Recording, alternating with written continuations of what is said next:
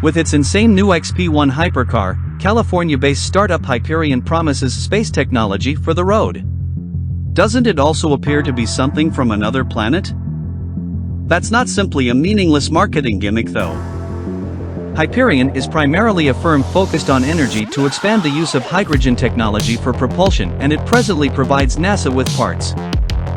Honest play, the XP1 is therefore a component of a strategy to promote hydrogen power, and the preliminary data presents a very convincing argument in favor of it. How about this for a headline: 0 to 60 miles per hour in less than 2.2 seconds, a peak speed of over 220 miles per hour, a range of 1,000 miles on a single tank, and a filling time of 3 to 5 minutes. Really impressive, no? Although Hyperion has not yet released any official power statistics.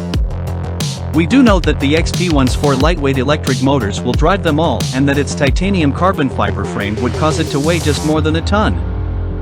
Additionally, since the fuel cell uses the reaction of hydrogen with oxygen to produce energy, the only emission from those futuristic-looking exhausts will be water vapor. And get this, the XP1 will reportedly include solar-powered active aero components. Therefore, for best effectiveness, they will be pointing themselves toward the sun when not creating downforce and assisting you through a particularly challenging right-hander. Sounds shrewd.